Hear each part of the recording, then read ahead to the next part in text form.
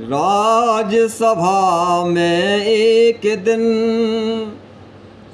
जन्मे जय नरराज, बैठे थे परिषद सहित भारत के सरताज। एक बार राजसभा में राजा जन्मेजय बैठे हुए थे अपने पूरे दरबारियों के साथ।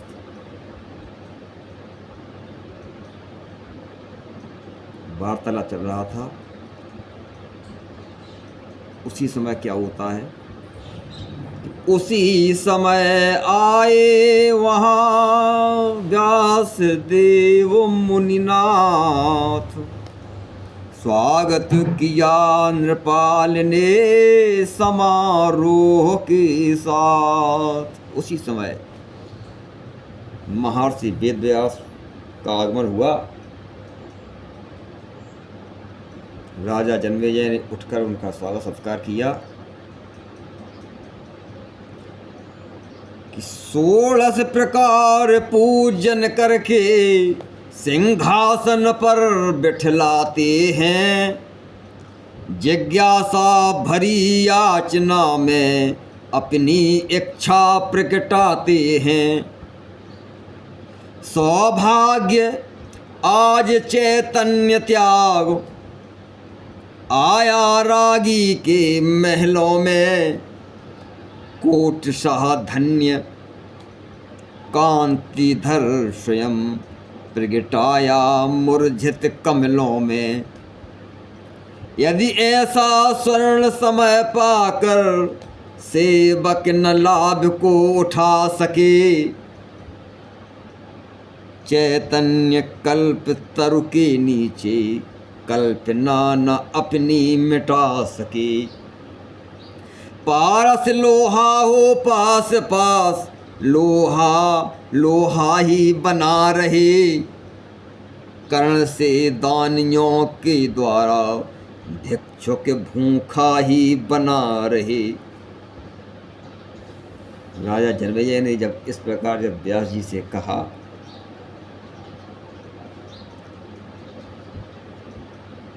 तो क्या हुआ कि ज्ञान धाम के सामने बना रहे अज्ञान,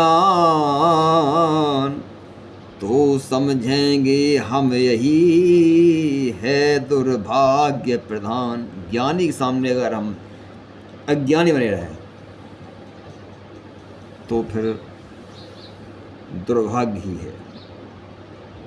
व्यास देव कहने लगे, इच्छा कहो नरेश, करें कदाचित पूर्ण वह कमलापति करुणेश।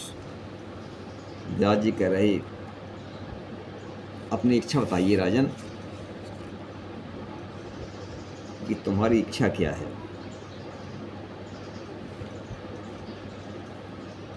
जन्मेजय बोले, दीन बंधु भारत की कथा सुनाइएगा, प्यासे कानों को पुरुषों का चरितामृत पान कराइएगा। जन्मेजय ने क्या कहा, बोले महाराज भारत की कथा सुनाइए, जो महाभारत है वो कथा सुनाइए। ये कान प्यासे हैं उनको सुनने के लिए। कलयुग के पतित प्राणियों में उद्धार भाव उपजाइएगा, इन लंपट कुटिल कामियों को वीरों का दृश्य दिखाइएगा। ऋषिवर ने उत्तर दिया, हूँ राजन लाचार। ऋषिवर ने उत्तर दिया, हूँ राजन लाचार, किसी दूसरे काम का है इन दिनों विचार। हे राजन, इस काम के लिए मैं मजबूर हूँ। आजकल किसी दूसरे काम के लिए विचार है कि मेरी अनिवार्य विवशता है इस कारण मुझे विदाई दो, जो भारत सुनना चाहो तो वैशंपायन को बुलवाओ। अगर आपको महाभारत सुनना है तो वैशंपायन मुनि को बुलाओ। वैशंपायन आपको ये महाभारत सुनाएंगे कि उनका अनुभव भी ऊंचा है, शुभ शब्द कोश में व्यापक हैं, वे कुशल कथावाचक भी हैं एवं उत्तम उपदेशक हैं। वो इसके अनुकूल हैं, उनकी भाषा शैली बढ़िया है, शब्द कोश भी उनकी बढ़िया है और आपको समझ में आएगा। तपोभूमि को चल दिए व्यास देव तपवेश, वैशंपायन के लिए भेजा गया संदेश। व्यास जी ने जैसा कहा राजा जनमेजय ने वैसा ही किया और महर्षि वैशंपायन के लिए संदेश गया। जैसे ही राजा का संदेश मिला तो महर्षि वैशंपायन आए। तो जब वो आए राज दरबार में तो क्या होता है कि मुनि बरे आए जनमेजय ने सब भांतिमान सत्कार किया। ये ब्राह्मण का सम्मान था, ये ऋषि का सम्मान था। उस विनय भरी जिज्ञासा पर भारत कहना स्वीकार किया। जब उन्होंने प्रार्थना की कि महाराज हमें महाभारत सुनाओ, तो विनय भरी प्रार्थना जब वैशंपायन ने सुनी तो भारत कहने को तैयार हो गए। सुंदर कदली का मंडप रचो, व्यासासन दिया मुनीश्वर को, सबसे पहले ऋषिभूषण ने आदेशित किया वनीश्वर को। कथा कहने को वो तैयार हो गए। कदली का मंडप बना जिसमें व्यास गद्दी बनाई गई। राजन भारत गाथ का है प्रसिद्ध इतिहास, श्रवण मात्र ही से समझे त्रिविध ताप का नाश। हे राजन, ये महाभारत की प्रसिद्ध इतिहास है। इसके श्रवण मात्र से, इसको सुनने भर से पूरे ताप, पूरे पाप नष्ट हो जाते हैं। बहुत से लोग कहते हैं कि महाभारत का अगर कराओ तो घर में लड़ाई होने लगे। ऐसा कुछ नहीं है, उसको समझने की ज़रूरत है कि भावों में भावुकता भरनी है, कलयुग को कलयुग करनी है, नर की संकल्प सुमरणी है, बैतरणी की बरतरणी है। यह कोई मानव चरित नहीं जो प्रकृति नियम पर निर्भर हो, कोई लौकिक इतिहास नहीं जिसमें क्यों क्या के उत्तर हो। निष्कारण कोई बात नहीं, कारण गंभीर अगोचर है, सारी गाथा के भाव मात्र श्रोताओं की श्रद्धा पर हैं। उस आदि पुरुष का नाट्य दृश्य अनुभवगत सूक्ष्म रसीला है, इतने पर ही संतोष करे सब लीलाधर की लीला है।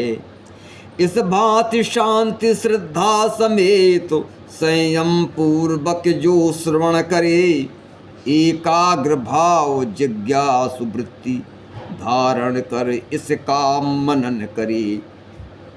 जिसकी मति गति प्रति संभ्रम पर केवल हरिचरित विचारेगी। यह पतित तारिणी उस जन को गंगावन पार उतारेगी। यह पतित पावनी यदि गंगा पापियों को पार उतारती है, उसी प्रकार ये महाभारत गाथा भी पापियों को पार उतारती है। इससे प्रतिकूल भाव वाले दोनों लोकों से जाते हैं और इससे प्रतिकूल लौकिक पथ से गिर जाते हैं एवं परलोक नसाते हैं। दोनों तरफ से गए, ना तो इन लोक ही मिलो और न परलोक ही मिलो। यथाशक्ति संभ्रमों का किया जाएगा नाश, किंतु अगोचर पर कहाँ पहुँचे बोधि प्रकाश। अस्तु ने विश्वास से सच मानियो नरेश, यों कहे भारत का किया ऋषि ने प्रथम गणेश। महाभारत महर्षि वैशंपायन कह रहे हैं, श्री गणेश कर दिया है। आगे की कथा आपको मैं कल सुनाऊंगा।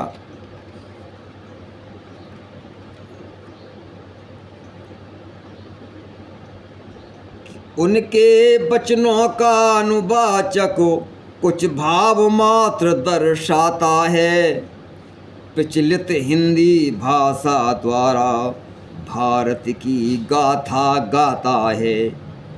भाषा भदेश उद्देश्य श्रेष्ठ श्री कृष्णचंद्र का कीर्तन है।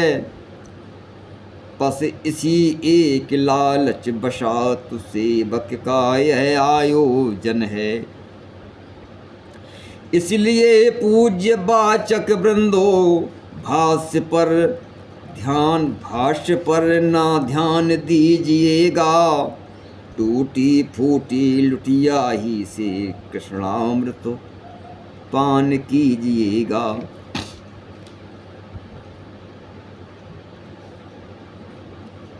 ये कथा आज यहीं पर समाप्त होती है। कल से महर्षि वैशंपायन राजा जनमेजय को महाभारत सुना रहे हैं, वो मैं कल आपको सुनाऊंगा। कल से महाभारत शुरुआत हो जाएगी। हमारे चैनल को आप सब्सक्राइब करें और महाभारत का लाभ उठाएं। ये वैतरणी को पार लगाने वाली महाभारत है, इसको अन्यथा ना लें। बहुत ही प्यारी, रोचक और भव्य कथा है। इसको मैं अपने टूटे फूटे शब्दों में सुनाने का प्रयास कर रहा हूँ। जय श्री कृष्ण। धन्यवाद।